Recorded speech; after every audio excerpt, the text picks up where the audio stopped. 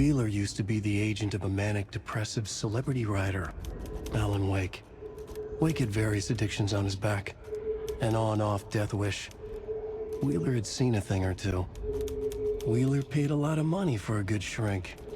Got himself convinced that all the nightmares he'd seen leading up to Wake drowning himself were just his imagination. PTSD. Now we had pills to keep the shadows from his sleep. But the Andersons were something else. The nightmares were starting to creep in again. Or maybe it was the drugs in the air. Wheeler hoped it was the drugs. The Andersons were so old. Vampires. After every gig and the party that followed, took them weeks to bounce back. And they never did completely.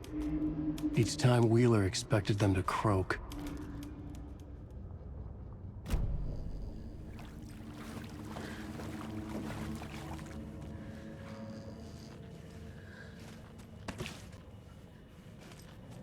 Fuse is blown. Maybe there are spares nearby.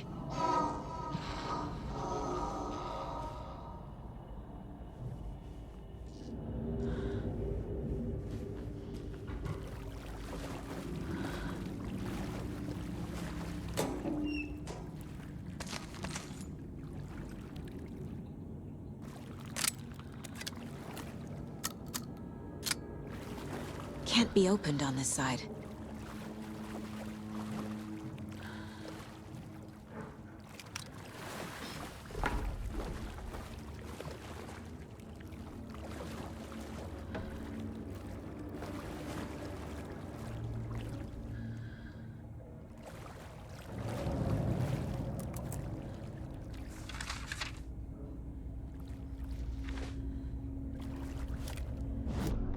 Emmett Elwood had had enough.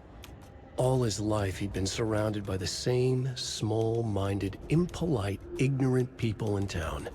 Their endless gossip, their nose-picking, chewing food with their mouths open, not washing their hands after visiting the restroom, and touching things.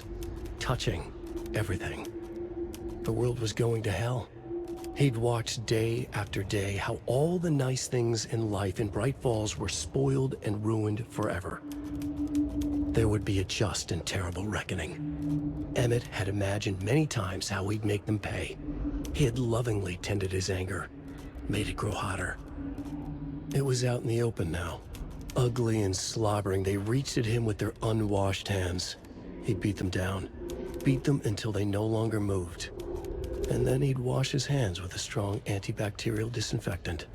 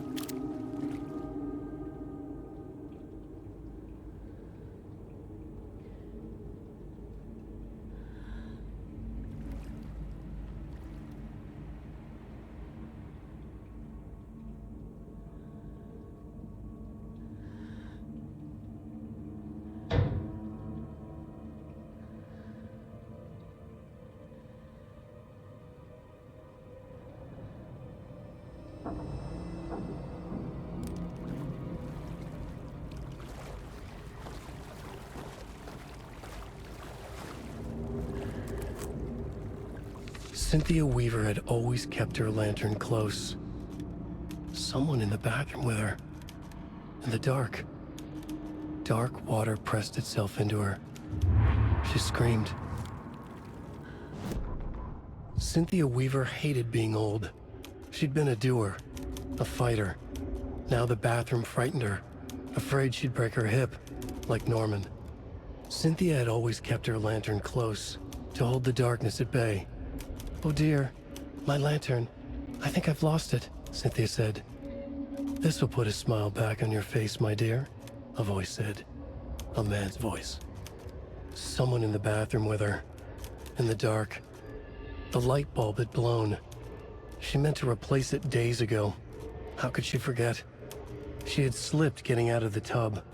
She lay in the tub now. She lifted her hand. It looked wrong. Too many hands. In a black void with no sense of up or down, she was underwater.